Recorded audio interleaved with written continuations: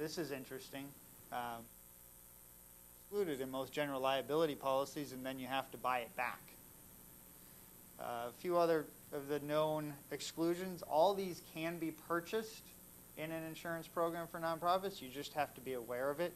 Things like trampoline and rebounding devices and bouncy houses and that kind of stuff.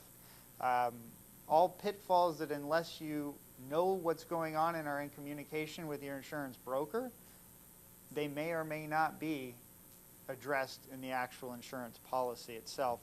The fundraisers with attendees over 500 is an interesting one. There are 2 insurance companies that have an exclusion that if you have a fundraising event or an event on campus or at your nonprofit for over 500 attendees, they will not provide liability coverage for that event unless you tell them. Well, that's interesting.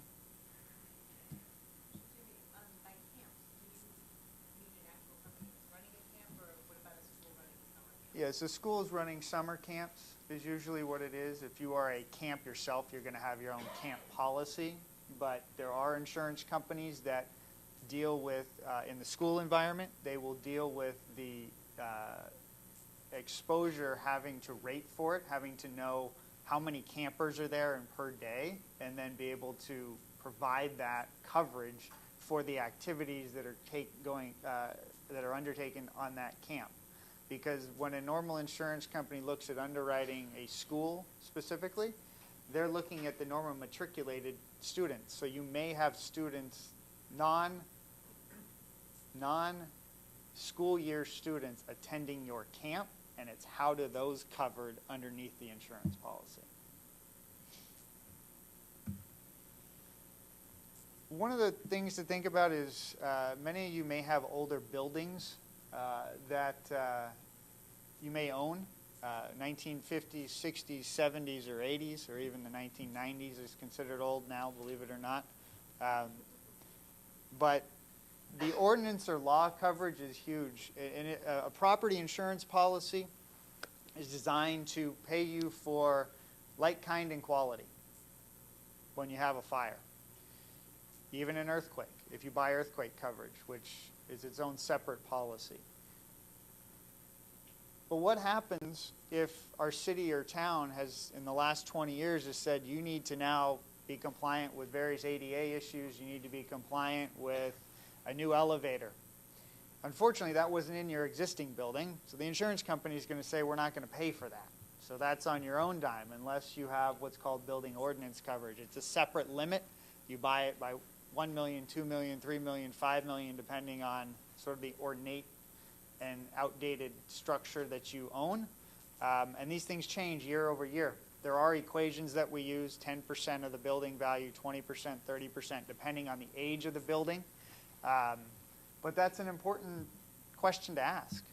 Ask your brokers, ask your risk management professionals, what is my building ordinance limit if you don't have recently newly built buildings?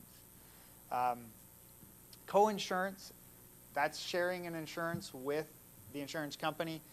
Please, please go back, ask your insurance professionals, do I have what's called agreed value?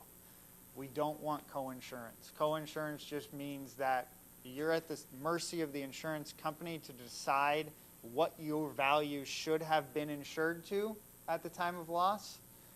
And believe me, they will always come up with a different number than you, which means that you will be paying potentially a penalty if you're not insured to the co-insurance percentage of 80, 90, or 100%. You can do away with co-insurance. You just need to get agreed value. It means you're agreeing to what that insurance company and you have for your values.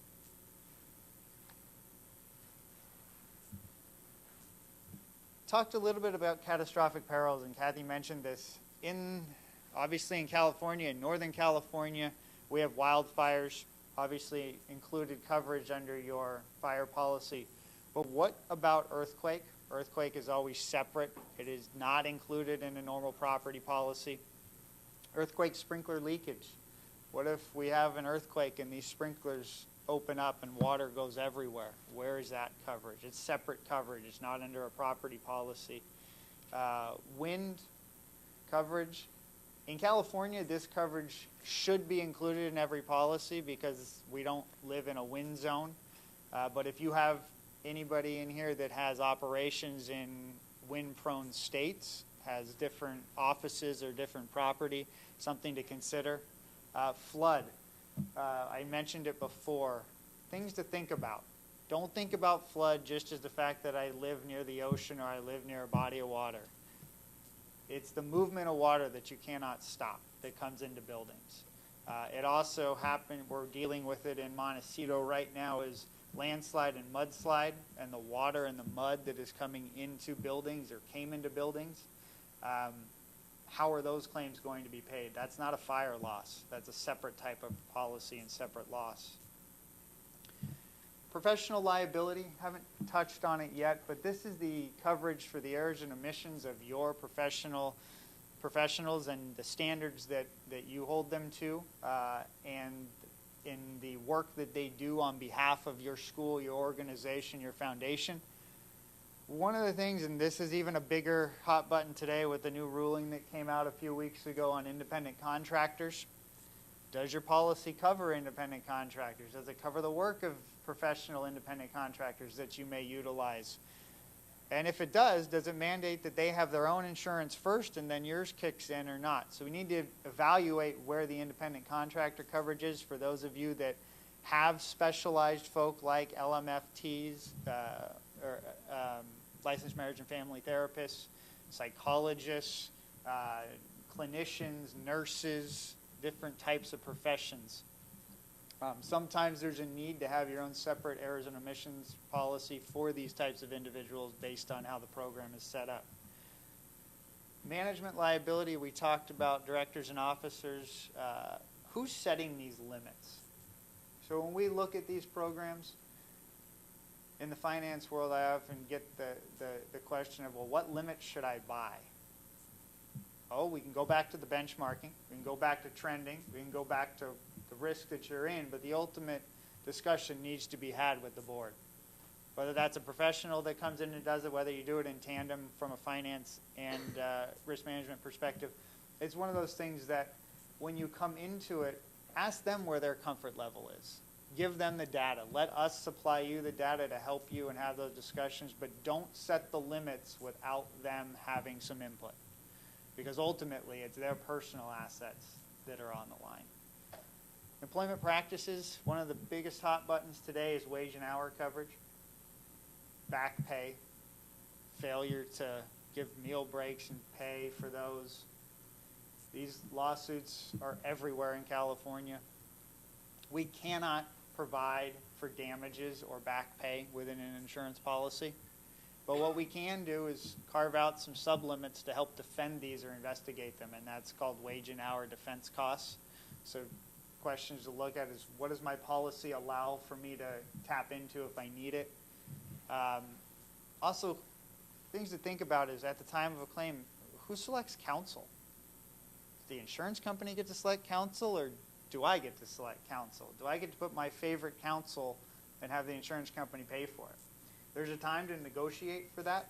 The time to negotiate for that is before you enter into the contracts, not when you have a claim. But it can be done. But you need to discuss it and go through it, and who would you want to defend you on behalf of it? Some people want panel counsel to do it. They want to keep it at arm's length. They want their counsel to sort of oversee it. But it's a discussion. And then what constitutes a claim? All insurance policies are different. Some will say it has to be in writing. Some say it can be oral. Well, that's interesting. Then we run into an issue of what happens if I heard about a potential lawsuit, didn't receive paperwork, did that trigger me having to notify an insurance company, which could then null and void coverage if I didn't? So we need to know what that claim trigger is. I always say you get rid of oral, strike it out of the policy, you want written.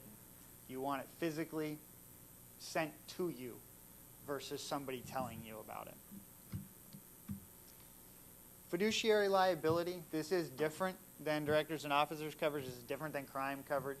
This is something that you should be aware of. This protects the planned fiduciaries from ERISA standpoint. So it's things like pension plans, 403B and 401K, group benefit plans and whatnot. A few other things that we're discovering now, and I think you'll hear a little bit about this on the cybersecurity side of things, but cyber liability, this transformed from the technology arena into the nonprofit arena. This is protecting your personal identifiable information, protecting your networks, protecting medical information. It is an absolute must in the nonprofit arena. Not very costly, but something to consider. So if your program is lacking it, reach out to the professional that you work with and talk about it. Cyber crime coverage. This is the phishing emails. This is the email that comes from said address that looks like it's from internal, but they're asking for you to release and send $200,000 to so-and-so. It's a crime coverage. It can also be in cyber liability, but it's what are your internal controls around that? How are you dealing with it? But it's a coverage. It's there. I think the last one I'll leave you with, which nobody wants to really discuss and talk about, but we are having more and more conversations around active assailant and what that means when somebody enters and causes harm or disruption to our property or our community. These policies, we are auditing for them and seeing how insurance policies respond, but it's really the reputational risk, the loss of income that could impact an organization a few years down the road if there is an event of somebody coming on that is an outsider and causing bodily injury. These policies can also be put in place for counseling costs, medical costs, extra security. So talk about it. Talk about the events that are going to happen on your campus or in your organization when you're looking at and auditing your insurance programs. They all matter. I give you a couple other things to consider, but I think I'll leave you with something that not a lot of people like to invest the time in risk management. Everybody talks about it. Nobody knows where it should lie or live. But I would encourage you that when you're auditing and looking at your insurance policies, that I think the best place to start is to start with your internal understanding of who you are as an organization and what risks you have, and then work with a team, whether that is your board or a subcommittee or a finance committee, and your professional that you're working with to procure those insurance policies, and dovetail the two together. Because in doing so, what you're ultimately going to end up doing is painting a really pretty picture to the insurance company of how you manage risk and how you handle risk so that they can drive down costs and protect you with the broadest set of policies that you can have. Don't be afraid of the insurance companies. In fact, I'm a big proponent of putting my clients in front of the insurance company. A lot of people have never sat in front of the underwriters, the people that are actually giving the coverage. But I think it's a really good time every year, every few years, to really understand how the risk management and the things that we're doing on our behind the scenes to make our organization unique and safer and better for our kids and our participants, and how does that tie into what we are actually buying on the insurance side. I think that has been lost in our industry. I think it's a transparent issue from a risk management and a professional and a brokerage community standpoint. I don't think we do it enough. I'm a huge advocate of it, that we have to open up these doors because these insurance contracts, that's exactly what they are. They're legal binding contracts. They can't be altered once a claim happens. You can alter them before, but you can't alter them once a claim happens. So just open, if you guys do anything, if there any takeaway is, get in, understand your insurance policies, understand that there's nuances and differences to set it up. I'm happy to answer any questions offline. You can email me anything you need or want, and I'll take some questions. But balance the two. Balance risk management and balance the design of the insurance program. Thank you.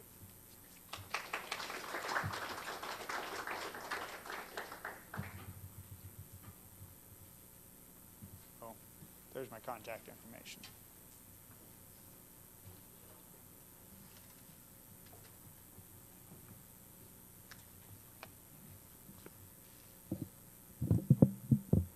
So just to remind everybody that all the slides will be sent out to you tomorrow. So if you missed something, the slides are fairly comprehensive.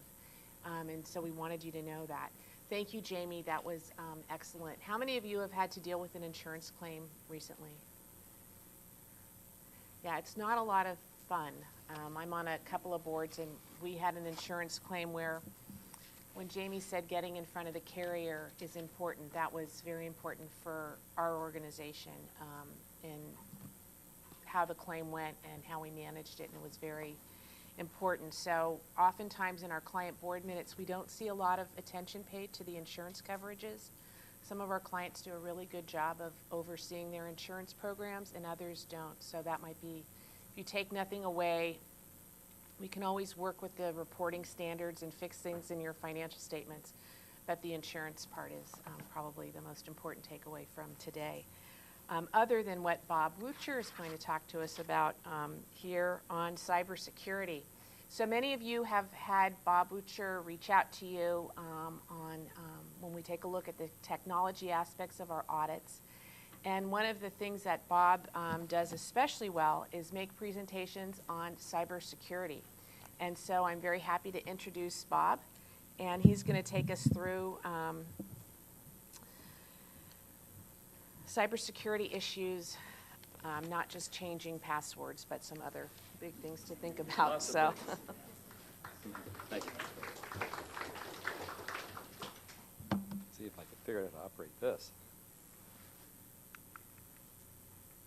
Which one of these is the big cat?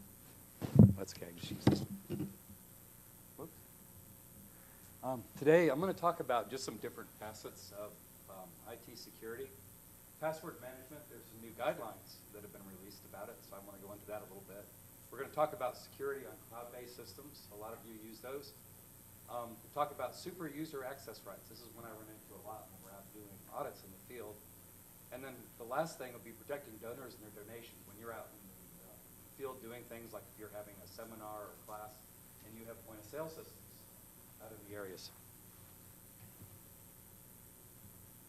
So the password management with the new guidelines.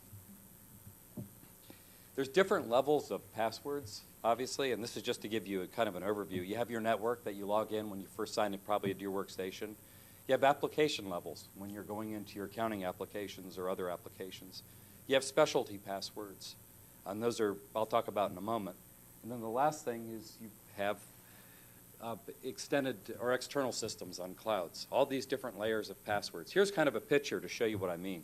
When you first log in, obviously you go through a network, and then you get out on your server, and you might dig down into the accounting application or donor management or the cloud applications, which is probably your payroll vendor.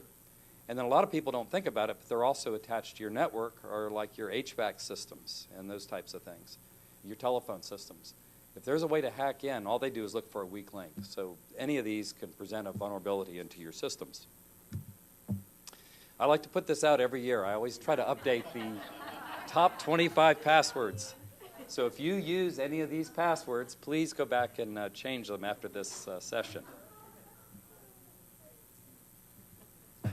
Here's just common passwords mistakes that you'll see, and you could see them on the previous slide. Using the same password for multiple accounts, and I think we've all been guilty of that at some point or another. You know, you have a Netflix account, and you might have something over here that's your bank, and you might end up using the same password across all of them. Probably not a good thing, because if one of them gets hacked, they all get hacked. You pick passwords based on adjacent keys on a keyboard. A lot of people do that, and that's easily guessed by all the hackers. Emotionally charged passwords, I love you and sexy and those types of things. These hackers know this, that you're going to use it, so they put that out. The famous brands, that's another big one that people like to use. Pop culture references, you know, names of movies, bands, that types of things, or any sports team. Some threat reduction strategies. You want to try to use a personalized custom identifier for financial accounts. What that means is essentially your user ID. You want to make it very specialized and try not to, again, use the same generic thing like your last name or something for that. Never use your social security number for any part of your login. If you go out on the internet, almost everybody's social security is probably out there somewhere. There's a way to get to it. So just keep that in mind. You don't want to use that. Don't use common passwords across different financial organizations. Avoid storing your passwords in email folders. And you consider even using a password manager, and I'll talk about that in a moment. Also nowadays, a lot of companies present you with two-factor authentication, where it'll send you like a 4-digit code to type into your cell phone. That'll allow you to get in, but you'll know if somebody's hacked your password and they try to use that to get in because you'll get the text. And the last thing is try to use biometric devices. All these telephones now all have these biometric things. I think I saw somebody with an iPhone X back here earlier that looked at the face and did the recognition. I think a lot of the password management is going to go in that direction. But if you can use that, that's great. And they actually have it now for laptops and other machines. One thing you want to keep in mind is to use passphrases, just meaningful names. Could be a name of a song, TV show, movie, but again, just something with meaning to you that's not an easy password to hack. And you want to use 8 characters or more. And don't ever, this is obvious, but never enter in a password in an email that you receive. That's those phishing things that the gentleman over here was talking about earlier. And never, ever write your passwords down on sticky notes. Everybody does that, especially if you do a lot of password rotation. You think, oh, I can't remember this, I've got to put it down. And you'll be happy to know that the standard has changed on that. Microsoft, a couple years ago, came out and did a study. And believe it or not, they don't recommend rotating passwords anymore. They say in a lot of cases it's not effective. People write them down, stick them on machines, and they just don't do that much for you. Same thing with character composition requirements, putting in little symbols and stuff like that. A lot of times that is a good idea, but remember that the hackers now are using much more sophisticated tools. So whether they're just using characters or characters plus symbols, they can still run a program that'll hack your password pretty easily. Ban common passwords in your system. Again, some of those that we talked about earlier, you saw on the previous slide. Educate your users not to reuse their password for non-work related purposes. How many people have done that? You know, you get a really great password at work and you think, I can remember it. Now I'm going to use it for my bank and I'm going to use it for my Netflix account. So you want to educate your employees not to do that. Enforce registration of multi-factor authentication. Really one of the best ways you can stop it.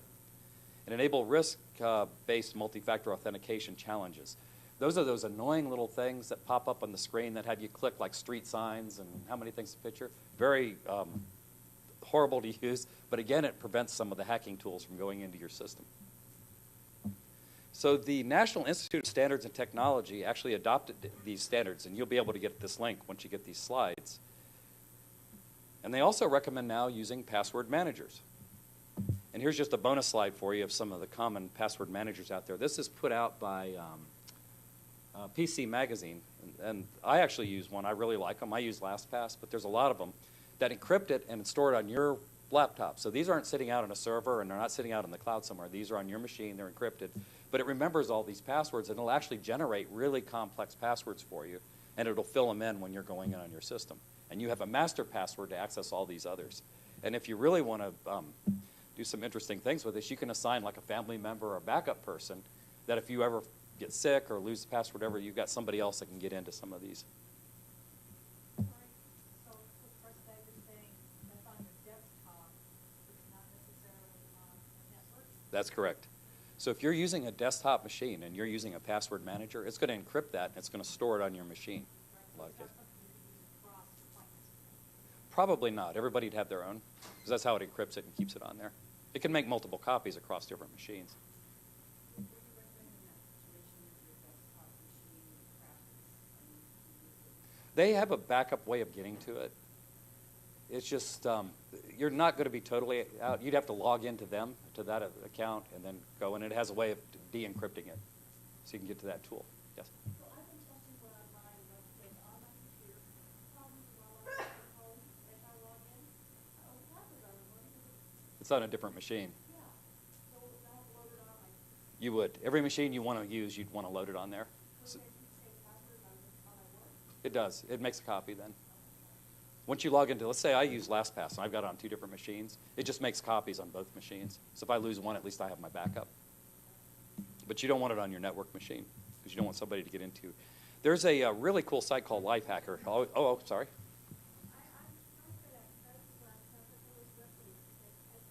The account's web-based, but the actual encryption keys that store your passwords are on your machine. They can make a copy, it can pull those out and put it on another machine, but they don't store it on their cloud. They don't want you to do that. If you go to their website and look and see how it stores password, it'll have a little thing explaining that. But it does encryption and it stores it in there. Your account is on their site. Definitely that's on the cloud. And that's how it can go out and pull that. And they all work a little bit differently, but most of them will store the password on your desktop for you. That's just to protect it.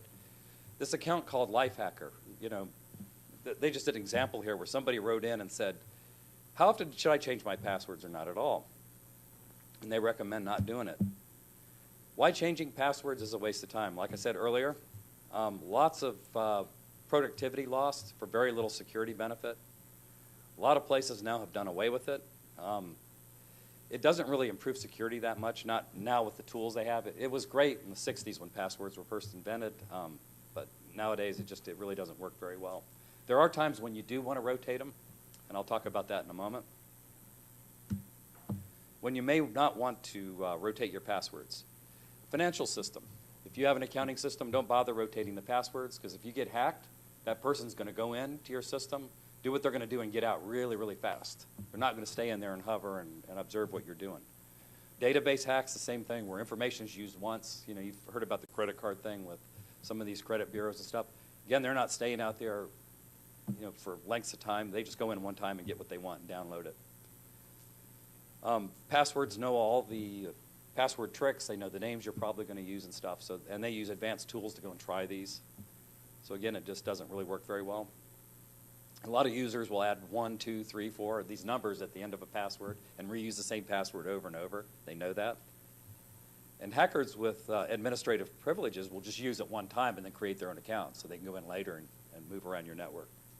But there are times when you do want to. When a known breach has occurred, if you've been hacked, I would go in and I'd change everybody's password as soon as that happens.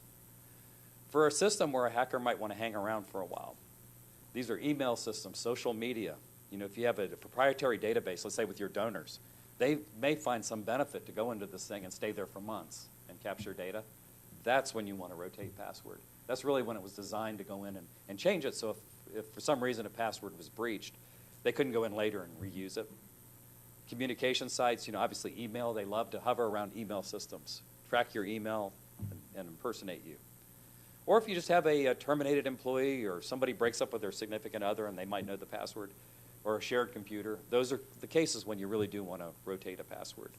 You know, I've seen kind of at the network level is probably a good place to do it, but again, your accounting system, you may not want to. So it just might depend on the type of system and the level. ISACA, that's an organization I belong to. It's called Information Systems Audit Control Association. Now, they've came out with some recommendations that are a little different, but I wanted to put these out here so you could kind of see what the best practices are, at least from their view. 24 passwords remember, so if you do rotate it, it's going to remember 24 of those passwords and not let you reuse them. 42-day rotation they've got in this. They had 7 characters, but the standard now has changed to 8, and enable encryption and complexity. Account lockout policy, this is if you walk away from your machine for a few minutes. You want to have it where it'll time out so that somebody can't just sit down at your workstation and start keying away and accessing your stuff. And this is something interesting. If you've got a network administrator, they can enable these settings, and if they do, it will keep an audit trail of every time somebody tries to hack into your system. So it is a nice tool to have in the future, especially if you've got to answer to your insurance company of what happened. You can go in here and it'll create a log and tell you who's trying to hack you in and that sort of thing. And that's available in the Windows Server settings. The future of passwords. I think what's going to happen, and here's just some experts that have given some advice, but a lot of what's going to happen is obviously the two-factor authentication. I think passwords are essentially going to go away in some form or another. A lot of biometric stuff, like what you're getting on your iPhone or your Android phone, you know, that'll replace a lot of the old technology, which is really a 1960s technology. Now kind of moving from passwords into a higher level, we're going to talk about security on cloud-based hosted systems. And most of you use hosted systems. You probably have you know, your donor management system out on the cloud, your payroll. You might have your financial system. But this is just kind of a big picture of it. You might even lease your servers. If you used to have a server room, you may have chosen to take that out to the cloud so you don't have to pay for IT staff to maintain it. Azure has a cloud. That's Microsoft. Certainly Amazon and some of the others. Here's just some popular non-for-profit cloud providers. You know, obviously AccuFund, Blackbaud, which a lot of you use. I run into Salesforce now all the time. That seems to almost be displacing Blackbaud as a really popular tool. They've got the Financial Force tool, and they also have grants management software. And some of the older stuff, people still use Sage, and they still use MIP Fund. But again, all of these are available on the cloud. So security on the cloud. In some cases, the vendor provides everything. They're hosting your servers or hosting your software, all of it. That's software as a service. You might just have your servers out in the cloud, but you own the servers, and you're putting your software on them. That's infrastructure as a service. And then just obviously variations on that. So how do you know you've got all of these systems secured? Well, number one, you have contractual confidentiality provisions written in the contract with the service provider. You have a SOC report, which is an SSAE 18 now. It used to be 16, but that has changed this year. You obviously have PCI compliance, ISO, and other certifications. And of course, your internal user controls. PCI compliance, everybody kind of knows what that is. That's the credit card industry standard. Visa came up with it, and what it does is it goes through and makes sure you have some basic controls in place. And a lot of these controls are almost exactly the same as what you'll see in a SOC report. It's just a different way of looking at it. This is more from the transactional thing. If you're accepting online donations and you're pushing a credit card transaction through, that's covered under PCI compliance. ISO certification is just kind of an international standard. Again, very similar to the SOC report. And then the SSAE 18 report, you've got all these different SOC reports. When we're doing these audits, I always come out and ask you for a copy. You'll probably have either a SOC 1 or SOC 2. The SOC 1 is really for financial systems. You're going to see that for your payroll provider. If you're using Blackbaud, for example, Razor's Edge, they'll have one for that. If you're not really worried so much about the software side, you're hosting some equipment out on the internet, they're going to give you a SOC 2. That's really not financially oriented. It's for data privacy and security. And all of SOC 3 is just a summary version of the SOC 2 that they're able to buy and put that little SOC symbol on their website. In every SOC report, when you get a copy of it, and I'm surprised the number of people never read these reports, they're not the most interesting, but they have this thing called client or user control considerations within the report. And this is a list of things you need to do to be able to rely on their report. If you don't implement them, you can't rely on it, and they're not liable. And I just pulled one out of Salesforce just to give you an example. Here's, they call it complementary user controls in this report. And I'm not going to go through all these. I just wanted to put them out there, but I've summarized them on the next slide.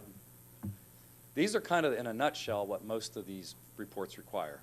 That you've got to assign somebody to be your administrator or your super user, and I'll explain what the difference is between those two in a few moments. But whoever configures the access rights to the system, you own that. You're responsible for it. You've got to notify the vendor of any changes in personnel. Any security breaches, you've got to notify them, or they're not responsible. You're responsible for the integrity of your own data, periodically going in and looking at it and making sure that, as you see on the last one, that your exports of data, that the data is still good. They back it up for you, they do things, but you want to make sure that they haven't screwed it up. And if they have, you're responsible for notifying them that they did. And then the last thing, of course, the slide before, the statement before that is they want you to have antivirus software and those things on your system. So now moving into an interesting topic, assigning administrator and super user rights. You obviously have an IT person in a lot of larger organizations, and that person is your administrator. They give you the passwords to the network and all that. But if you're using an accounting system, you probably have a different type of person, or should have, managing those passwords in that system. And that's what we call the super user. Typically, a super user is sort of a super account or systems administrator, but they don't work in IT. They're typically somebody in your accounting department that is like a super user of that accounting system. They know how it works. They want to own that responsibility. They probably are an employee of the accounting function or finance. Or if you're on the donor management side, they might be somebody in that department. But you don't want them really in IT because they're going to know how the software works. They're going to have access to a lot of rights in there. And what do you look for when you look for a super user? You want somebody who's going to help the day-to-day users. They've got to have really good communication skills. They've got to know that system inside and out. And again, it's not usually your IT person that's going to do that. Curiosity, they got to be curious. They got to go in and get a lot of training on your system, whether it's an ERP or a donor management.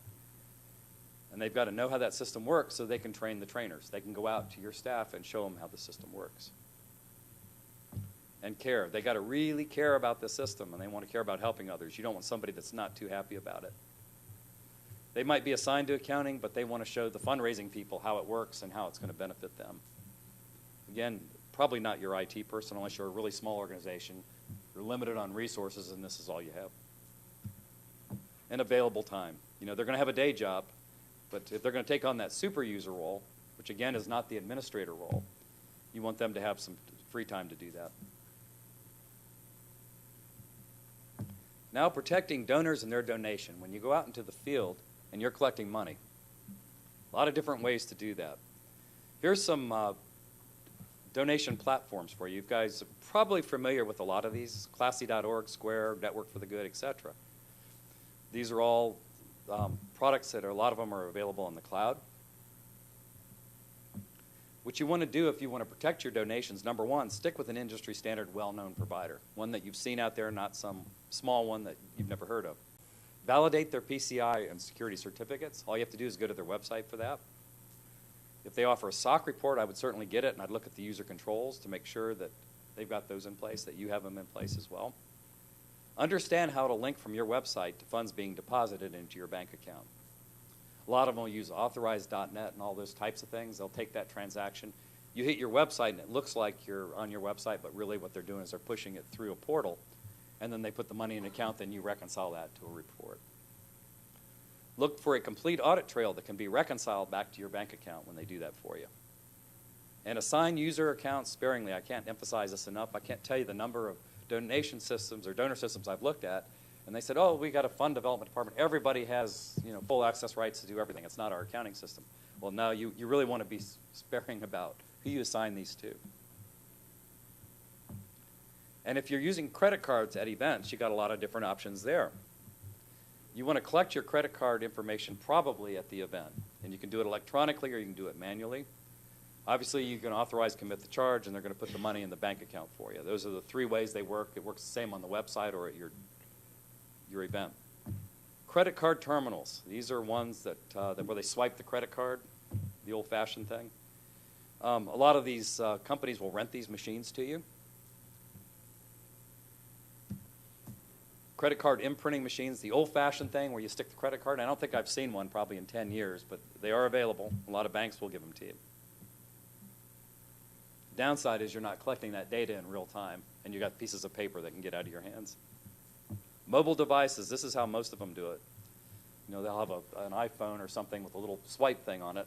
I had a plumber come to my house the other day, and they had me pay through a little swipe thing on their card. I was fascinated by it.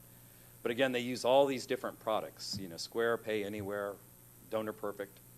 And these companies will provide you free or almost free card reader apps for your phone. Virtual terminals. A lot of people do this, but you got to keep in mind that you might drive your constituents nuts because they'll sit down at a terminal and they have to key in all this information. And do you really want to have a whole line of people and this thing asking for all this information of where they live, their address, all that kind of stuff? So when you are deciding which one you want to use, you want to look at whether or not you're going to have actual physical credit cards there or it's just something somebody's going to type in. Will you have power and connectivity at the place you're working at? And does the transaction need to be stored in your constituent management system, in your donor management system? Or if it's a high volume thing that you're running a big conference, you don't have time for people to sit there and type in all this, that you might want to find one of the more streamlined things. And is this a short-term, low-volume need or a permanent, high-volume setup? If you're doing this seminar all the time, you know, it's just going to require a different physical setup than what you have. And do you need to store credit card numbers? Again, you got to think about the PCI requirements. But if you can, lean on your vendors, you know, that provide these systems. They'll give you the tools and the software to do this. And what will your constituents expect? Again, you don't want people standing in a long line and getting frustrated and walking away, not giving you a donation because they don't want to wait for somebody to key in their life story into a terminal. And how much information you're really willing to collect at that function. And a bonus slide for you. All of you have probably heard about the FBI's announcement where they said, go out and reboot your server. I mean, not your server, I'm sorry, your router. This could be at home or it can be at the office. You got to do more than that. In addition to rebooting it, what I would recommend is if you have an IT person or if it's your home router, log into it. There's a button you can click on there. It says update your firmware. And you click that button and say update my firmware. Chances are your provider will release some new software that will reboot your server for you, reboot your router for you. and it'll prevent you from being hacked. This was a really serious problem. I won't pick on poor MAGA. I think it happened by Russian hackers, but but anyway, you really want to update the routers as much as you can on these things. It's very rare for them to issue something like this, so this is a for real event. With that, anybody have any questions? Thanks.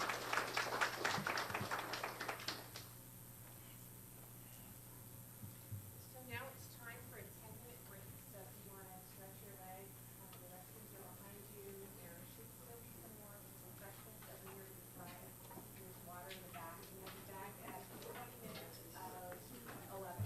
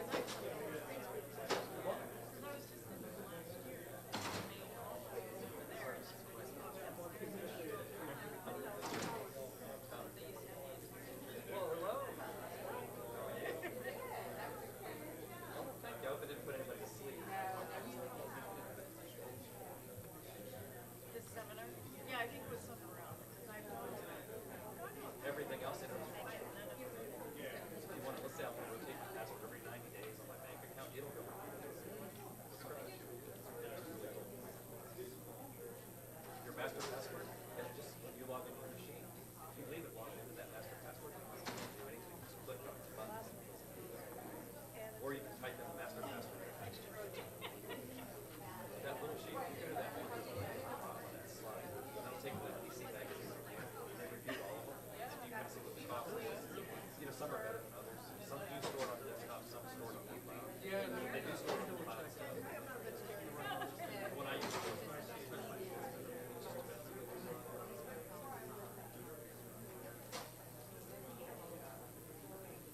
yeah, I do it at home.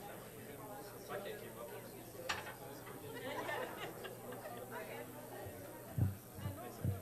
That way I don't want to. Like, let's say you want your husband to get back up on this, so something happens, you can get it all. It's just deciding when you say he's the one that's going to have access to it, or you can let him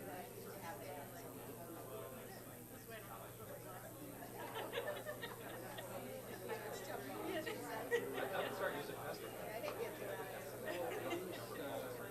They come up with really nice passwords.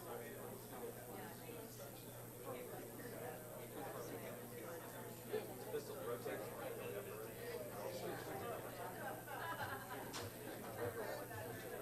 I picked this what I did.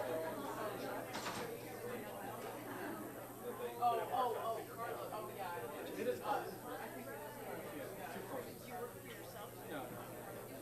Yeah, you. Well, no, they use the.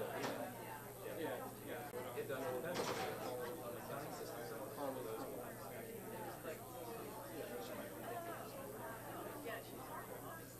Yeah, banks usually ask you for specific things. The system is not that big a deal. They're really good.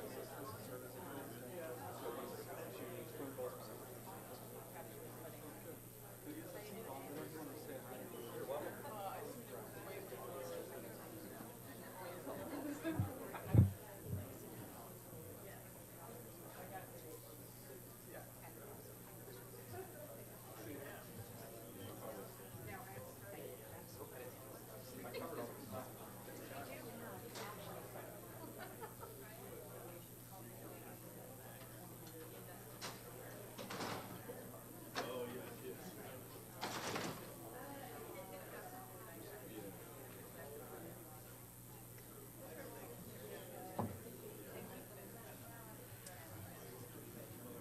Okay, we're ready to resume if you want to take your seats.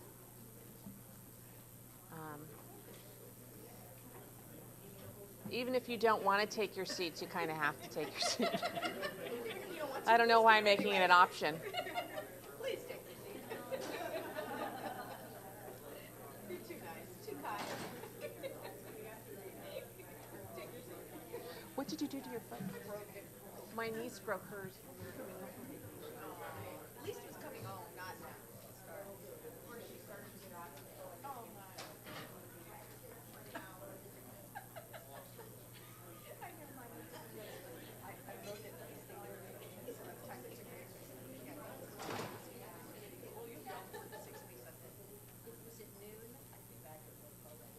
Yeah, sure.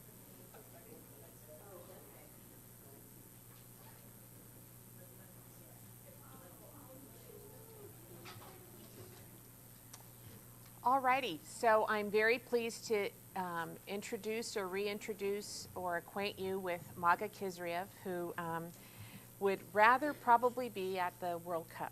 The truth were known. And so I'm going to turn it over to Maga for a tax update, and so here you go. Thank you, Kathy. Thank you so much. So as you probably guessed, the major theme of today's tax update is going to be the Tax Cuts and Jobs Act of 2017. It's a major comprehensive change in the U.S. tax system. The change of the most magnitude since 1986, 30 years ago. People ask me sometimes how does this tax reform compare to what happened back in 1986? And my answer is, I don't know. I was a middle school student in the Soviet Union back in the day. I knew more about hacking, whatever Bob says, than about U.S. tax system. But the change is quite significant. The indirect change, many of you have heard about, so I'm going to dedicate part of my presentation to the indirect change. The direct change is not as significant. When I compare it to what happened back in 2008, 2009, when we got the new Form 990, that change was a lot more significant. Unless you have extensive UBI activities, the change will not affect your accounting position, your accounting compliance work, so on and so forth. So I'm going to kick this off talking about the indirect impacts and strategies that we're seeing out there in the industry. First of all, as you know, the value of charitable contribution deduction has gone down. Standard deduction has doubled. So there's less incentive for individuals to give to charity. Also, the estate tax exclusion has doubled. So the use of charitable vehicle by wealthy individuals is probably going to be on a decline. I've seen numbers out there that in 2018, charitable giving is going to decline by 17 billion, so on and so forth. So what are we going to see out there because of this switch, because of this change? First of all, people are going to start bunching their charitable contribution deductions. Individual tax advisors are already telling their clients that if they want to take full advantage of charitable contribution deduction, they should consider giving a lot in 1 year, then not give to charity or give very little over a few years, and then accumulate the deductions and give another big chunk in the next year. So this is what we're going to start seeing, and it may change your fundraising activities. Another strategy that we're seeing is a lot of 501c3 organizations are starting to think about a 501c4 affiliate. What's a 501c4 organization? It's a nonprofit, but it can do unlimited amount of lobbying, and it can get involved in political activities. Contributions to 501c4 are not deductible as charitable contributions. However, it's still a nonprofit, and it can do political activities. And a lot of people, especially here in California, are passionate about getting involved in legislative activities and political activities. So what we're seeing is that 501c3 public charities that can do very limited lobbying are starting to think about starting a 501c4 affiliate. Even private foundations, and private foundations can do no lobbying whatsoever, are starting to think about starting a 501c4 affiliate. There's certain things you must know about running affiliated 501c3, 501c4 structure. You want to talk to your attorneys if you're thinking about that. You want to talk to your accountants, because certain transactions have to be coordinated, and it's really important to know the rules. So this is it for the indirect impact. Direct impact, this is something you have probably heard many times before. I myself spoke about it at our payroll and benefits seminar, spoke about it at California Society of CPAs conference 2 weeks ago, the new unrelated business income tax on qualified transportation benefits. So please forgive me if this is the third time you're hearing about it from me. What is it? So when Congress came up with a corporate tax cut, they were thinking of ways to raise revenue and make up for the deficit. And they decided that qualified transportation benefits are not going to be, cannot be provided free of tax anymore. So they gave for-profit corporations a choice. You can either make the value of the benefits taxable to your employees, or you don't get to deduct the value of the benefit on your corporate tax return. And then they thought, well, what are we going to do with nonprofits? Nonprofits don't pay any tax. And they came up with the idea, well, we're going to tax it as unrelated business income. Just think about how counterintuitive it is. What's unrelated business income? Many of you know the definitions. Trade or business, regularly carried on, not substantially related to your exempt purpose. How can this be classified as trade or business? This is an expense. And if you're going to classify it as a trade or business and make it an unrelated business income item, how can we allocate expenses to offset an expense? So there are two problems with this. First is that we don't have any guidance. IRS has provided no guidance, no regulations. Form 990T instructions for 2017 were issued about a month ago. They still provide no guidance whatsoever. So we don't know what's going to happen. The second problem is that some of you don't have an option of pushing this tax over to the employees, because some jurisdictions, including San Francisco, New York, and Washington, D.C., actually require all employers to provide these benefits tax-free. You have no choice. There's nothing you can do but report it as unrelated business income on Form 990T. There's certain considerations that you should take into account. First of all is that if you make it taxable to your employees, it's automatic 15% payroll tax, and then it's taxed at employees' tax rates. If you make it taxable at the organization level, it's a 21% flat income tax, but you may or may not be able to use NOLs to offset it, charitable contribution deductions, maybe certain depreciation if you have a parking lot that you provide to your employees free of charge, so on and so forth, but we just don't know.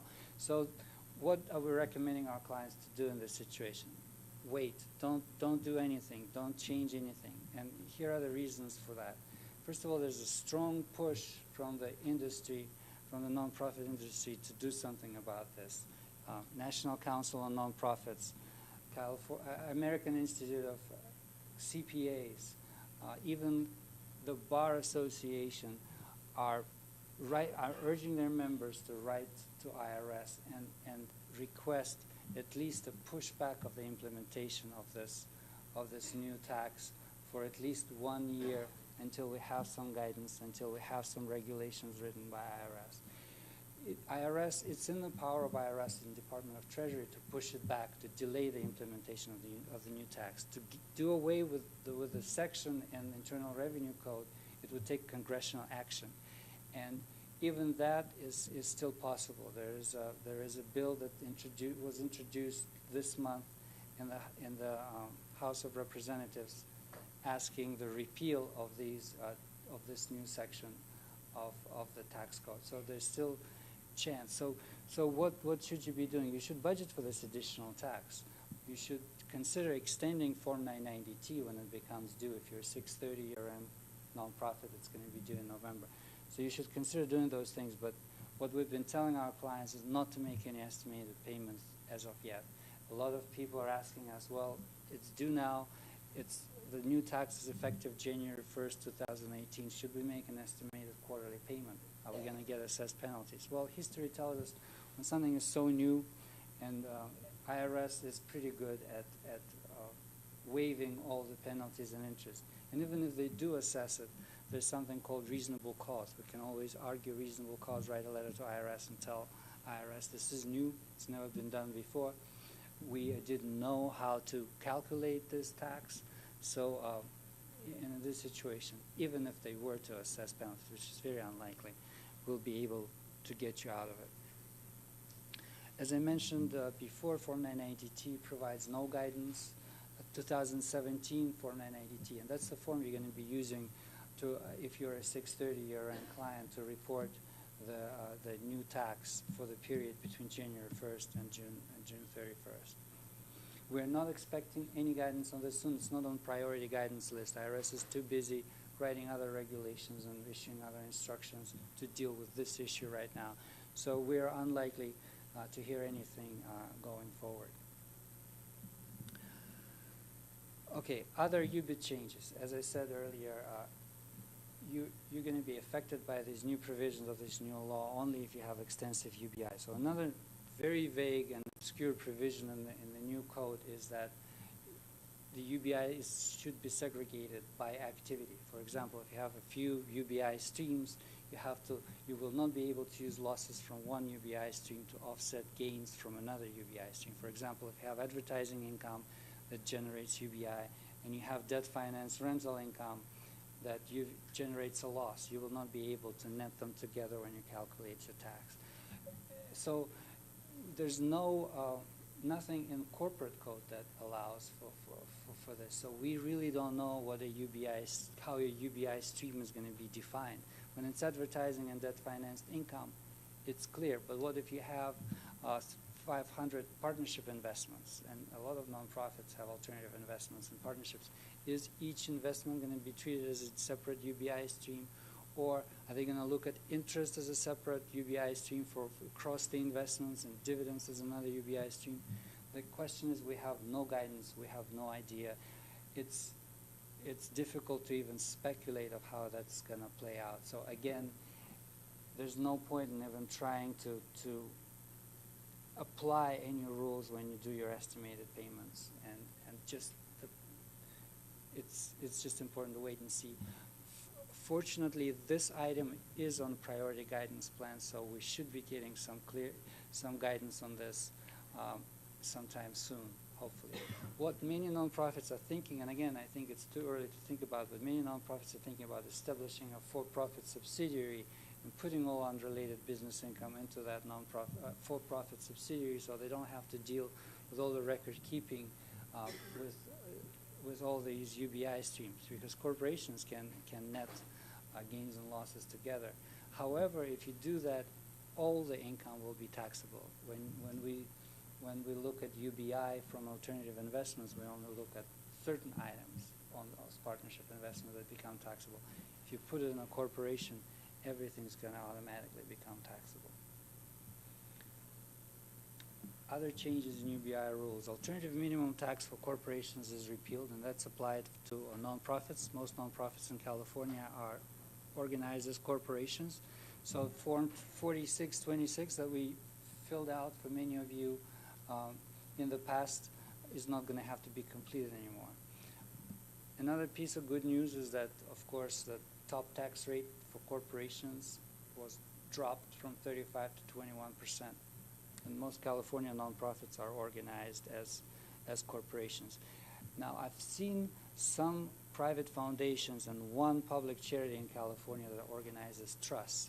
And if you're organized as a trust and you have a lot of unrelated business income, you should keep in mind that your tax rate, your top tax rate, has dropped much less. It's only dropped from 39.6% to 37%. So it might be an option, a consideration to get reorganized as a corporation if you are set up as a trust, because there's much more significant tax advantage in doing that. Net operating loss rules have changed dramatically for corporation, and that applies to nonprofits as well. So NOL from any NOLs that were generated in the past will be applied to any type of UBI segment, and they can be carried forward indefinitely. It used to be a 20-year period for NOL carry forwards. Now it can be carried forward indefinitely, but you should keep in mind that you want to have good records on the nature of that NOL, because if IRS was to audit you and they see that you applied NOL from 20 years ago to offset current year's income, they will ask for documentation how you came up with that NOL number. And so it's important to update your record-keeping policies in terms of NOL documentation. Also, only 80% of taxable income you'll be able to offset with losses. So if you have taxable income in a year, you will have to pay tax. Carrybacks are not allowed anymore. I always advise clients not to carry back losses to offset prior year's income, because IRS, as soon as you ask IRS for money, if as a nonprofit, chances of your IRS audit will increase. But that's no longer going to be allowed. No more NOL carrybacks. Other changes won't apply to most of you, but there's a new 21% excise tax imposed on nonprofits that pay over $1 million in compensation. This will apply to large healthcare systems, colleges and universities that pay coaches significant salaries. But you should keep in mind that this is a tax on a nonprofit. And I have seen some clients that when they make a severance payment to an executive, they exceed that 1 million threshold. So it's something to keep in mind. Another issue, another new excise tax that will probably change Form 990 slightly. All private colleges and universities will have to go through a calculation whether they are subject to this 1.4 excise tax on investment income. On colleges and universities, in order to qualify for this new tax, the college or university has to have at least 500 students and have to have endowments large enough to be $500,000 per student. The estimate is that only about 30 to 40 institutions in the country will qualify for this new tax, but we will have to go through those calculations for colleges and universities. Okay, moving away from the tax reform, there's one important notice that dealt with donor advised funds issues that sort of went under the radar back in December of 2017. It's not law yet, but it may become part of proposed regulations and become final regulations at some point in the future. Might have guidance on it in a couple of months or so. Dealing with donor advised funds, IRS has been scrutinizing donor advised activities for quite some time. So this is what they came up with. They don't like it when charities give tickets to charity fundraising events in exchange for a contribution from a donor advised fund. They're saying that this may be classified as an excess benefit transaction going forward, which means very significant penalties on the charity and so on and so forth. Another item they're looking at is pledges from the donor advised fund to satisfy individual pledge of the donor advisor. And IRS even mentions in that notice that this guidance can be relied on, but our recommendation is not to rely on this guidance until it becomes part of final regulations, becomes law. But this is definitely something that may become law in the nearest future. And the third item that's quite important, I think, that IRS is looking at is that they're going to treat contributions from donor advised funds to charities as contributions from donor advisor for the purposes of public support test. And there's been a lot of abuse in that. I've seen this myself. You can actually, the way law is written right now, you can fund a public charity out of a donor advised funds because technically it's coming from a public charity and is not counting against your public support test. And a lot of people are sort of abusing that rule. What's going to make lives difficult for many of you is record keeping, because right now you're just bunching all the donor advised contributions from a community foundation and putting it as a one line item on your Schedule B. Now you will actually have to track down the donors and treat it as a contribution from a single donor. So that will definitely change things for you. Other nonprofit news, I'm not going to spend too much time on that because we're running out of time. One thing I want to talk about on this slide is that IRS plans to start rejecting incomplete Forms 990s. They announced it back in February and March.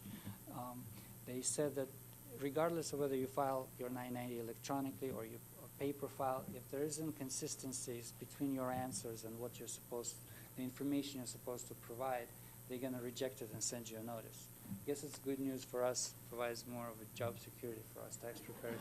But what they're looking at is that if you check a box that you have tax-exempt bonds, for example, and you don't fill out Schedule K, you'll get a notice asking you to fill out Schedule K. If you check a box that you have a large fundraising gala, but don't fill out Schedule G Part 2 is where you report those galas, you may get a notice. So they're starting to scrutinize 990s a little more. There's been talk about making electronic filing mandatory for nonprofits. For many years, it's not going to happen anytime soon, I don't think, just because of the outcry from small nonprofits. But this is a new initiative that IRS is using to enforce compliance. So this is all I have, Kathy. Thank you so much.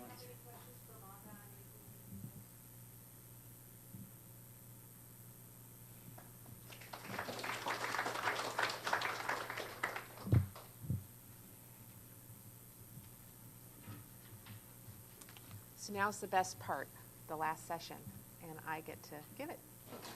Implementation tips on the new financial reporting model.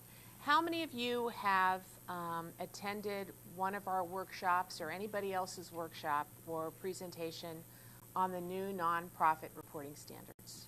Raise your hand. Okay, good. So a majority of the people have attended.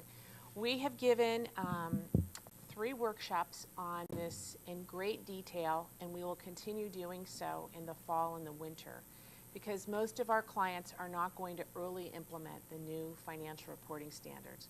They're going to sit back and they're going to wait for somebody else to do it, which is always a good thing, I think. And we advise. Although yesterday I'm on an audit committee, and we decided to early adapt, and it's because it's going to be fairly straightforward. So if you have a fairly straightforward situation and you're a June 30 year end or a September 30 year end, you can early implement after you talk to us about it. We can come to an agreement, hopefully.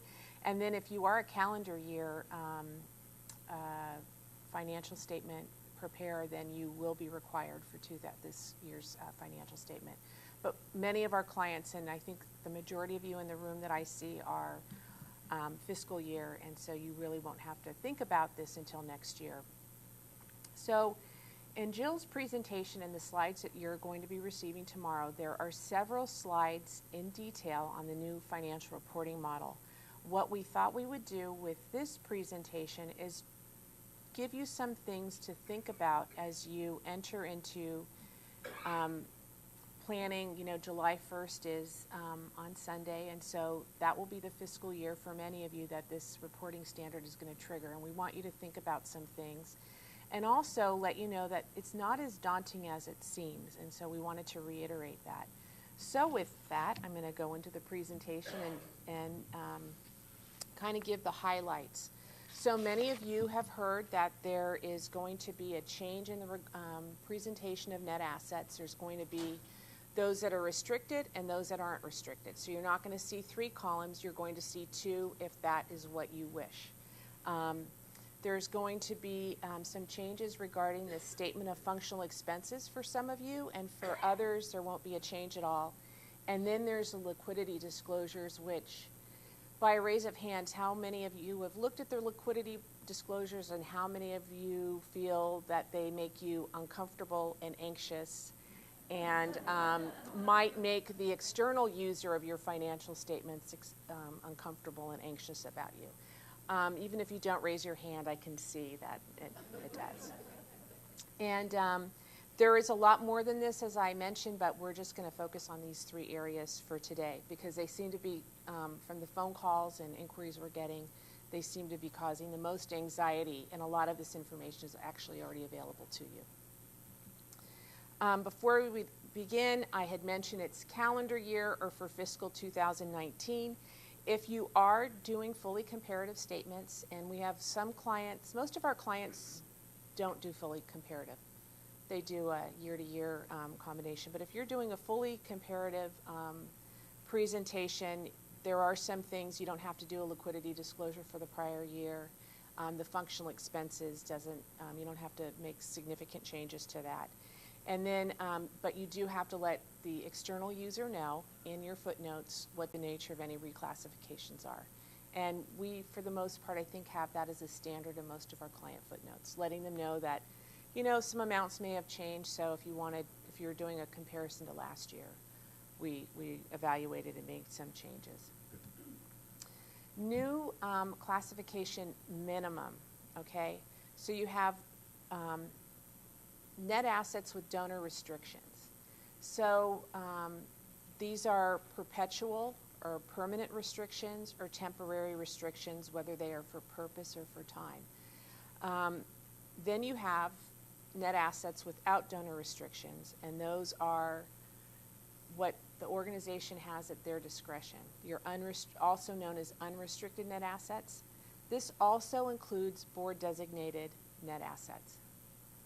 So boards can designate, donors restrict, and so that's something to go back to all of the time. Many of our clients have board-designated net assets. They might be called quasi-endowments. They might be called funds functioning as endowments. There's several. That's very popular in independent schools. But really understanding your financial statement as it is now, you have unrestricted net assets, temporarily restricted net assets, and permanently restricted net assets. So you go from 3 to 2, and it's all based upon the restriction. And you can have more classifications, and some of our clients have already looked at this and are opting to show the 3-column and just have a subtotal of with restrictions. So you do have some ability to modify this to what your particular audience, the external user is, or internal constituent using your financial statements. So this is an example. So for this organization, this is pretty straightforward, and this is from the AICPA handout on this reporting standard. It's in full-blown lights at the end, but you'll just see it's pretty simple. They have assets, liabilities, net assets without donor restriction, and net assets with donor restriction. So the only thing that's really missing here is the third, the breakout of temporarily versus and permanently restricted net assets. So that's not that scary, right? So we always like to lead with the non-scary part. This is a very straightforward organization. Again, we have with donor restrictions and without donor restrictions. So all you're going to see here is you're going to collapse temporarily restricted and permanently restricted net assets into one column, should you desire to do that.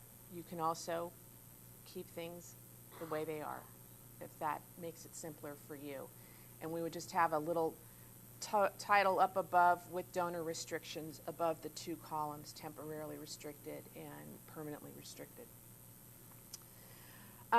We always like to survey how other people do things, and there's always people out there that want to be on the frontier and on the forefront of things. And so when you're out there looking at financial statements on the internet, the one that I found was the most helpful is if I went to the University of Chicago. And how many of you go to the AICPA conference, the nonprofit conference? The CFO of the University of Chicago is always presenting, and he's always doing things a little bit ahead of time. So I figured I'd see what he did with this implementation. And I was able to take their financial statements, the before and after, and at the end of the day, they really didn't change once the implementation went through. It also shows the options. So we'll also give you those links should you desire them. But here what you see is basically the statement of activities that you have at home, filed away or at your desk, filed away. Next year, you can opt to have it just the 2 columns rather than the 3. Okay? So that's the big change there. And the with restrictions, without restrictions, pretty straightforward. Board designations. How many of you have board designated net assets? Okay. So boards can designate today, and they can change their mind tomorrow. So again, they have the ability and the authority to do that. But if you do have board designated net assets, it's really important for the board to step back and evaluate the designations in light of what they may mean to your financial statements, particularly the liquidity disclosures. And when we get into that on a little detailed basis, I'll let you know why I think that's important. But they are part of unrestricted net assets, or those without restrictions. The thing is about board designations is that they're self-imposed. And if you do have them, we always recommend, regardless of whether this standard existed or not, that our clients memorialize what those designations are for. Because it's a painful experience for a client to go back and take a look at a designation and try to remember why they designated that amount and what was the basis for it. So the very least what you want to do is go back and evaluate whether or not the designation is appropriate, and if it's explicit enough so that you and management understand when these monies can be spent, when they're available to you for spending. So this is an example disclosure on net assets without donor restrictions. So our unrestricted net assets, you have your undesignated, your quasi-endowment, and your operating reserve. So a lot of our clients break out various reserves in the footnotes. You might have, some of you might have PRISM.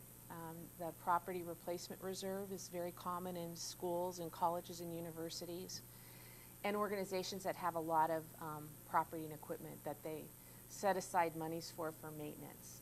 So you would have that amount here if that was a designation, if you have funds functioning as endowment. So those would still reside in unrestricted net assets or assets without restrictions. And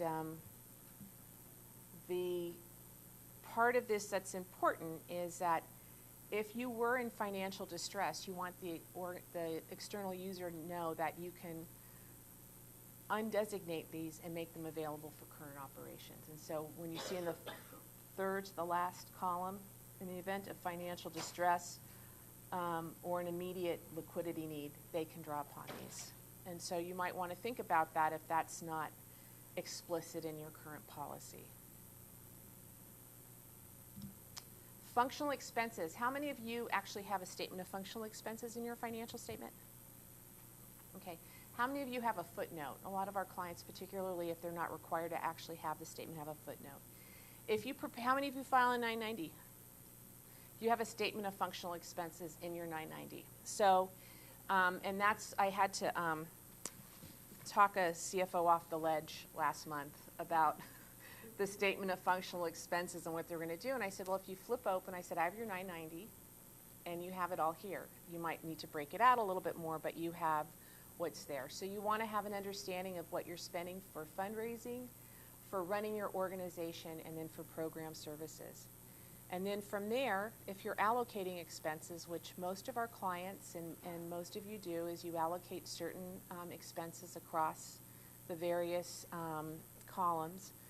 You'll have a footnote in there, maybe more disclosure on how you're coming to make these allocations of the executive director's salary, financing costs, depreciation, things like that, time and usage, space, and we'll have several examples of that for you. But what's important is you already, even if you don't have a statement of functional expenses in your financial statements, if you're filing a 990, it's likely that you have the skeleton of the statement of functional expenses, and so we just want to remind you of that. And then, as I mentioned, the additional disclosures for how you allocate the costs. This might also be a good time for you to kind of go back and take a look at how you are allocating those costs. With technology, space usage, you know, a lot of our clients are spending their time a little bit differently than they did 5 years ago when they did their time and usage study. So it's also an opportunity for you to take a look at what you're allocating, the basis for allocation, if it still stands the test of being reasonable and accountable. Implementing this, if you're new to implementing functional expenses, which I don't think many of you here are, you do want to take a look at your current footnote disclosures. Usually in the significant accounting policies, there is a discussion about how functional expenses are allocated. They're direct, and then the indirect is usually on time and usage. So you'll want to take a look at that. And then taking a look at your statement of functional expenses, take a look to see if the descriptors of the natural expense categories continue to be appropriate. We had one client and they had photocopy expense, and one of the audit committee members says, you never photocopy anything. What is that? Well, it was printing and some other things. So just evaluating what those line items are they still reasonable? Do you have to have that much detail? Could you go with less detail? So you have some ability now to make those changes that maybe you've wanted to make and couldn't. We're kind of giving you some permission to reevaluate that and make those changes. You have the ability to do this in the statement of activities. That's usually for a single, if you're just running one program, you might have a statement of activities and it'll just have the natural categories of expenses. There's no need to have fundraising, you're just doing one thing. That doesn't happen very often, but sometimes it does. And then you'll have the typical one that we see are program expenses, development or fundraising management in general, and so you'll still have those. And then you have the ability to do this in a footnote. And several of our clients do use a footnote, and it's completely appropriate. Okay? How many of you footnote? How many of you have a full-on statement of functional expenses? So it won't change too many people's lives. And then here is a common statement of functional expenses. And it's, you can see it's very short. They cover all the categories. The big ones are salaries and benefits, and generally occupancy, and then whatever your other big spend is, whether it's financial assistance for clients, academic supplies, materials. And so again, that's something that I think most of us have seen and have worked with in the past. You do have the option, as I mentioned, if particularly if you're a single program, is just to have this type of presentation on the statement of activities. I have one client that does this, but other than that, pretty much everybody else is a footnote or a statement. Liquidity. This is the one that makes everybody nervous. How many of you have debt covenants? Okay, so you already kind of handle the liquidity. It just looks a little bit different. So you're going to have some disclosures about how you manage your cash, what's available and at your discretion to spend, and then what do you do in the case that you don't have available funds. And you might talk about a line of credit and other sources of borrowing. So really what you're doing is that you're putting to paper in your external financial statements that calculation that you have where you're kind of doing that quick back of the napkin. What do we really have discretion over, and what can we spend? What's really available? And that's what this liquidity disclosure is about. For those of you who have bank debt, have bond financing or going into bond financing, this is basically, again, probably writing down the discussion you have with the bank when you talked about cash flow. So again, this is where it's also important to have an understanding of what those board designated and quasi-endowment funds. Are they available to you in case you have cash flow issues or you don't have access? If you're not receiving tuition monies, if your contributions slow down, what are your alternatives to make payroll and such? Is everybody kind of getting that concept? And then the quantitative information is you will have a calculation in your financial statements that may be very detailed or at a higher level, and we'll show you those here in a second. So implementing this, you have to take a look at your financial assets. So you take those assets that are fairly liquid and available, what your financial assets are, then you back out those amounts that are not really available for you to spend at your discretion. And you'll display that, and then you'll have, hopefully, an amount available for you to spend. We have a couple of clients that may not have that, and we'll deal with, we have remedies for them to think about. But you're going to take a look at the amounts that are available for expenditure or that are at your discretion. So this means if you've collected money for a capital campaign, those monies would not be available for your operations or such. So you would back that out, and we'll see that in the calculation. But it's really important for you to understand what your obligations are to donors and to others when you're making the calculation, so that you have a good, clean number of what is available when you're going through the liquidity disclosure calculation. And we're advising our clients to do this based upon either their calendar 2017 financial statements or their fiscal 2018 financial statements, so that they can kind of get a sense of what decisions they might need to be making before they have to implement this part of the reporting standard.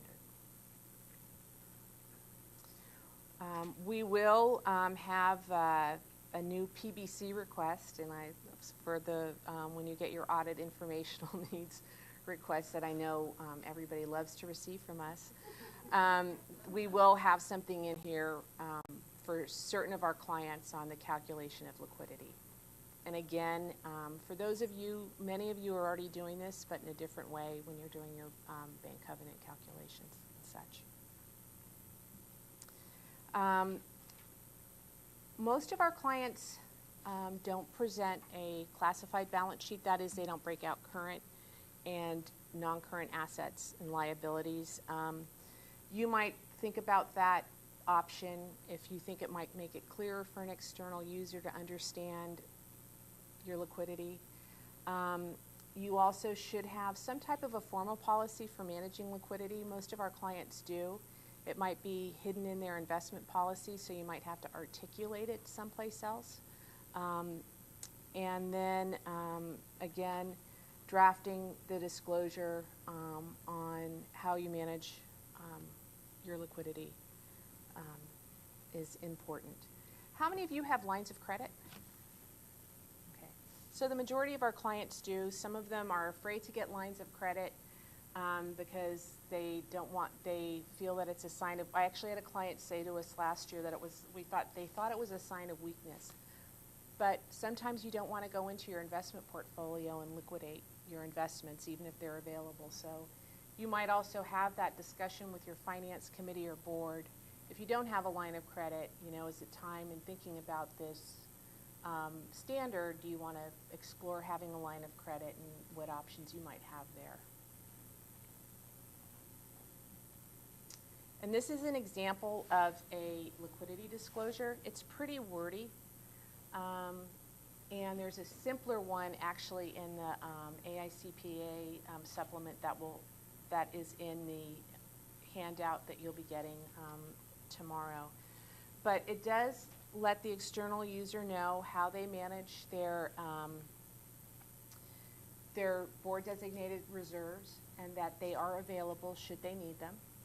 It lets them know how they're managing their working capital, that they don't have it out there in a speculative market. It's really in fixed income and low-risk investments, so that the external user knows that they're being very conservative so that this money is liquid, and if it's $1 million, it's $1 million. It's not $800,000 because of market losses. And then it lets the external user know that if these assets aren't sufficient, that they have a line of credit, and what that line of credit is, what the dollar amount is. And so these are probably all discussions that you've had out loud with your finance committee or your treasurer or your board or your executive director. And again, it's just putting it to paper. And then this is a sample of how this organization calculated its availability of financial assets. So you'll see that they have cash, investments, and receivables. So pretty much everybody in the room has that component of financial assets. And then you'll see that they back out endowment funds, amounts with other donor restrictions. If you have a charitable remainder trust, those aren't liquid. So you back those out, and then if you have any restricted accounts or your lender says that you have to keep a certain amount of reserve aside, so those amounts are backed out. Then your board designations are backed out, and then you get your available cash. So pretty straightforward. And in the example that you'll have in your handout, you'll be able to correlate the amounts that are in this calculation to what's in those financial statements. Any questions on this slide? Cynthia?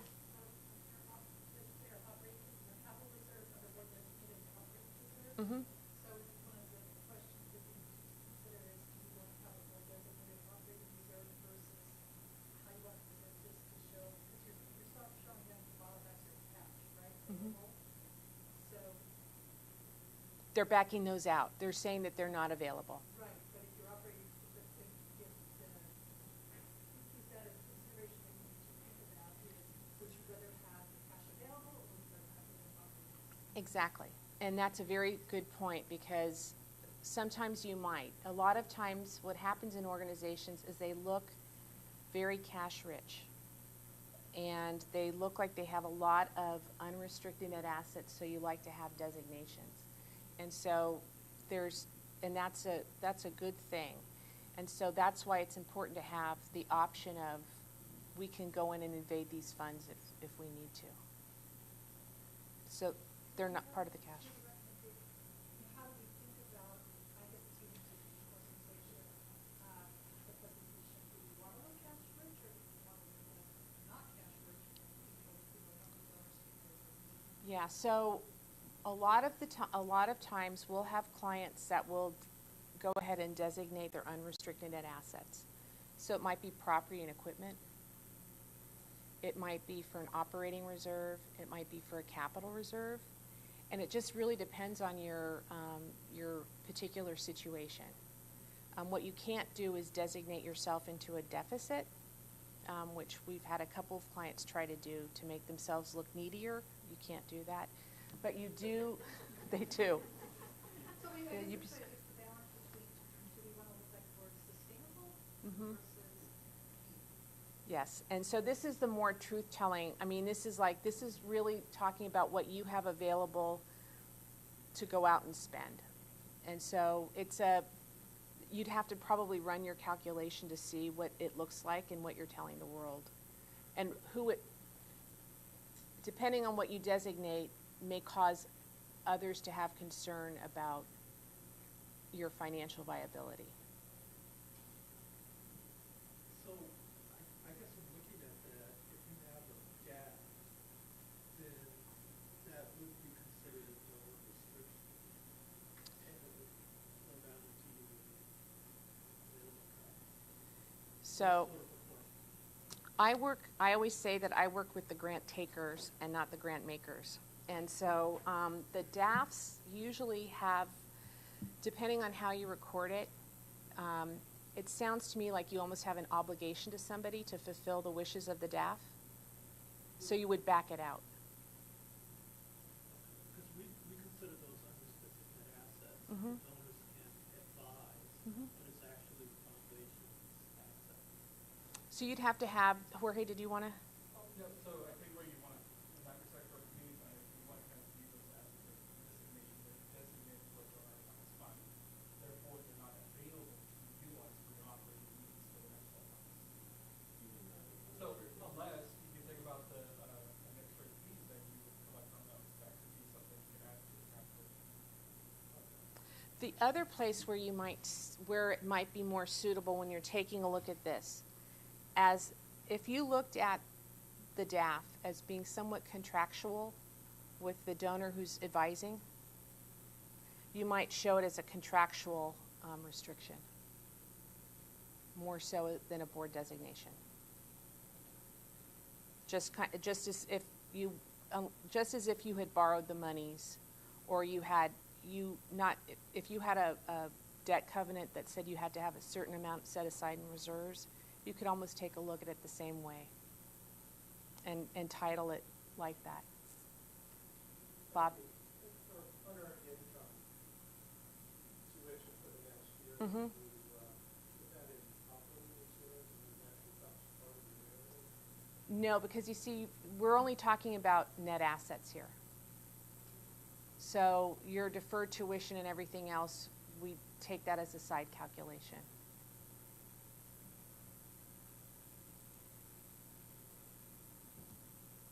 This is a longer list of a more robust for a more complex organization that kind of winds in the availability and the disclosure on liquidity. And these are other examples on the net amount available. So there's a lot of different ways to show this amount. But the takeaway is that you probably do need to go back and put some thought into how you would, first off, do you have liquidity? Because you may not, and you may find out that you don't based upon the calculation. And if you do, you want to have an understanding of if there are assets that are designated, if you have board designated net assets, is there the ability for you to go in and utilize those for other than what the board has designated those for? So that would be part of your homework. The other part would be understanding what the call on those assets are. Do you have donor advised funds where you somewhat have an obligation to fulfill the donor's wishes, so they're not necessarily at your discretion to spend? Do you have restrictions in your debt covenants that you have to consider, and the liquidity disclosure? So that's really an important part of this.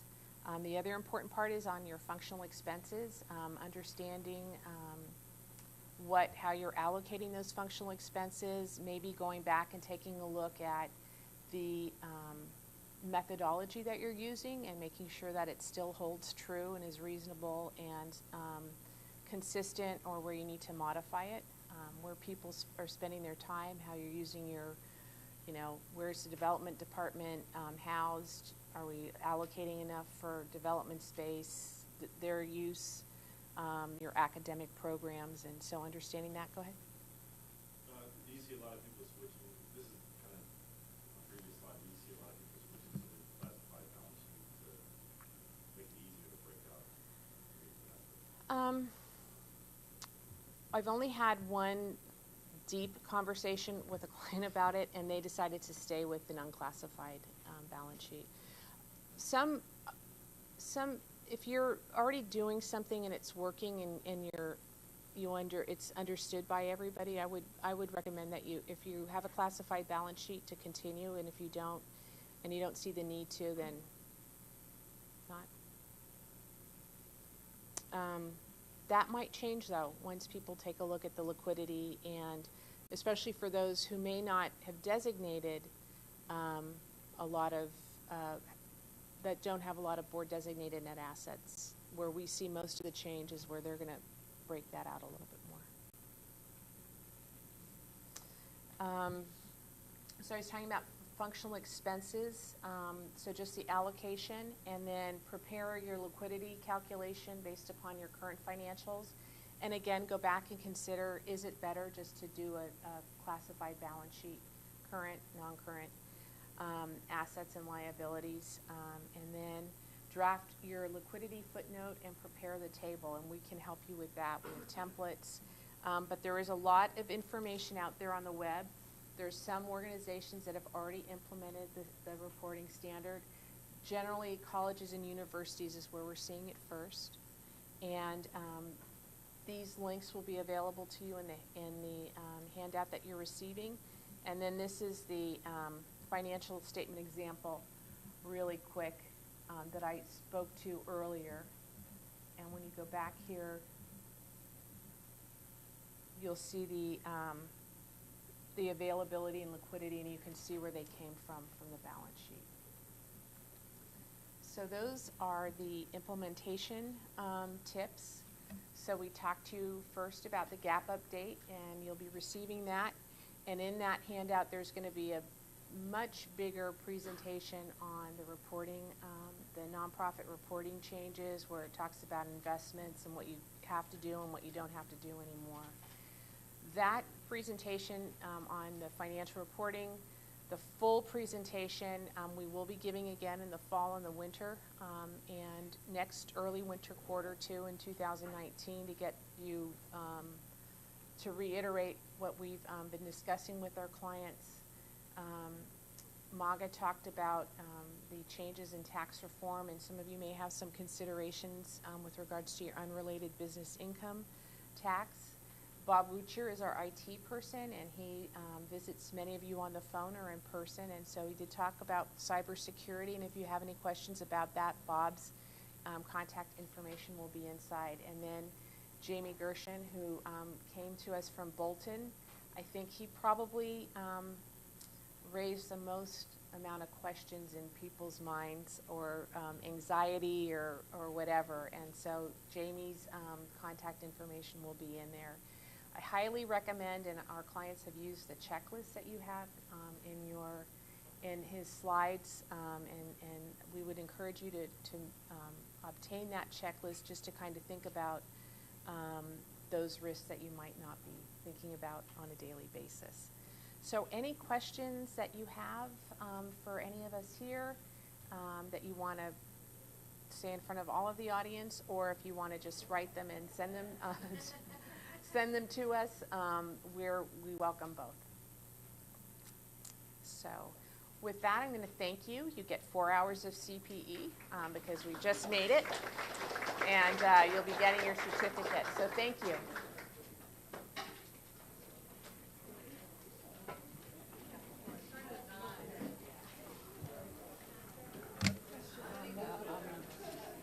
Functional expense allocation to development, and I've heard sort of things both ways, sort of rules of thumb, like not too much,